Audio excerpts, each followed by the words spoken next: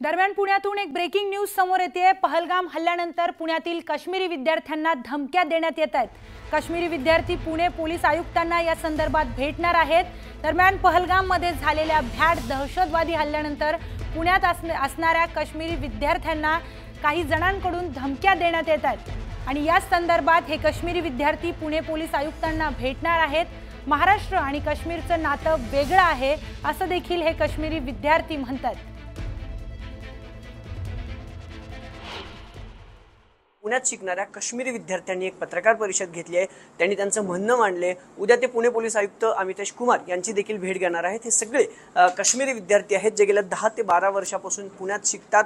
अनेकांचे आता masters complete झालेले आहेत। अगदी शालेय वयात ते पुण्यात शिफ्ट झाले होते। हे सगळे काश्मीरी विद्यार्थी आता आपल्यासोबत आपण त्यांच्याकडनं जाणून घेणार आहोत की त्यांची नेमकी मागणी काय आहे। त्यांना देखील धमक्या येत आहेत का या पुण्यात राहून। सर, आपसे पहले तो ये जानना चाहेंगे कि आप कब से पुणे में हो और आप प्रॉपर कश्मीर से कहाँ से हो? मेरे को सर 20 साल हो गए पुणे में। हाँ। मैं सरहद संस्था में हूँ 20 साल से।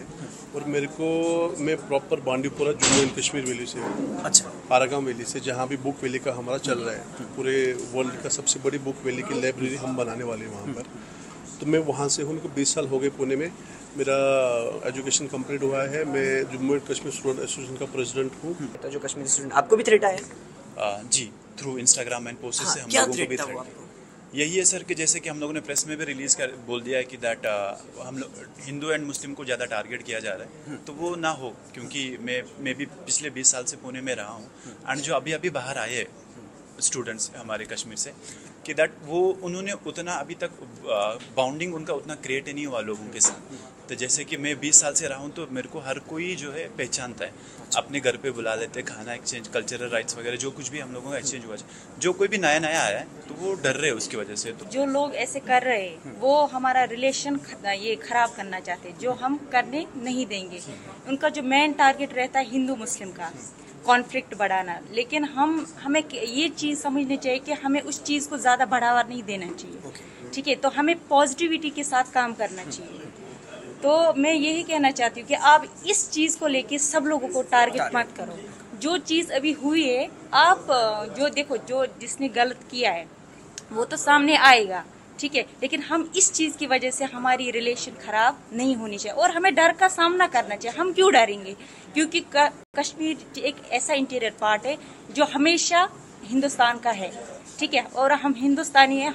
हम यही बोलना चाहते हैं कि हमको टारगेट मत करो। कल दोपहर को बुलाया है सर ने, CP ऑफिस साहब ने बुलाया कल सर ने वहाँ पे मीटिंग के लिए इसी रिलेटेड। और उन्होंने यहाँ भारतीय थाने में भी और 1-2 थाने में इंटीमेट करके रखा है कि जितने भी स्टूडेंट्स हैं यहाँ पे उन सबका उनको लिस्ट, नाम, नंबर, एड्रेस वगैरह सब देना है। तो मेरी भी कल बात हुई है।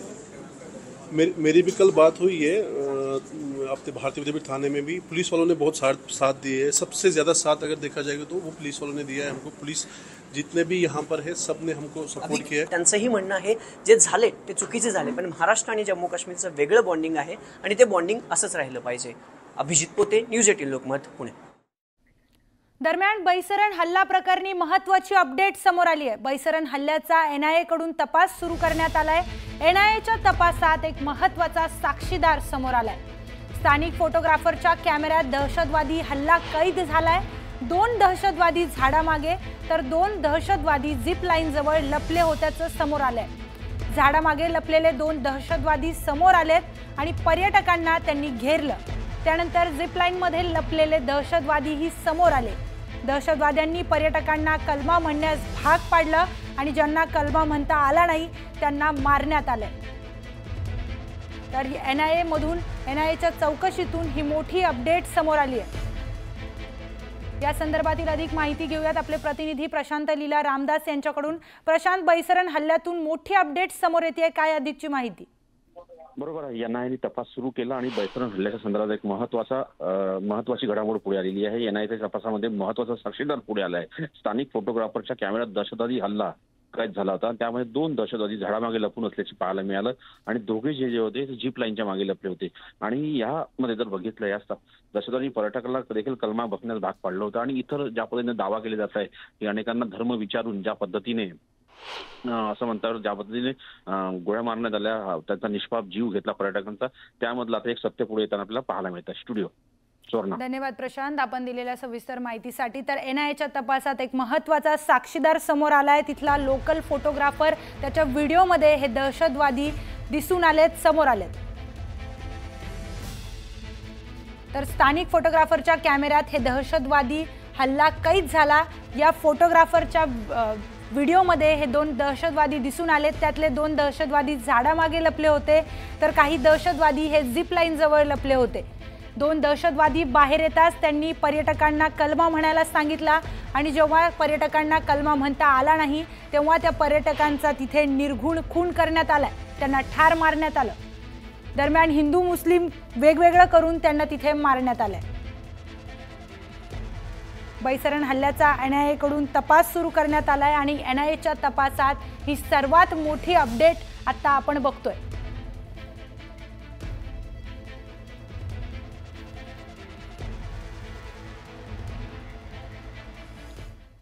पहलगाम हल्ल्यानंतर सुरक्षा दलाने जम्मू काश्मीरमध्ये दहशतवाद्यांच्या विरोधात धडक कारवाई सुरू केली आहे.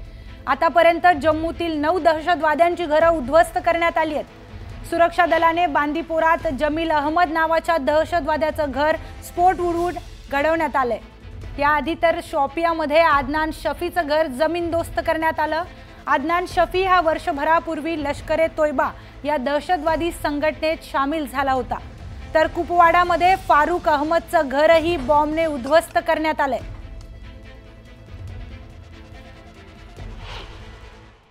सीआरपी आई, यहाँ पे पुलिस आई, उन्होंने घर पे पूछा कि ये घर फारूक का है, तो यहाँ पे कहा कि नहीं ये फारूक का घर नहीं है, ये उसके छोटे भाई का है.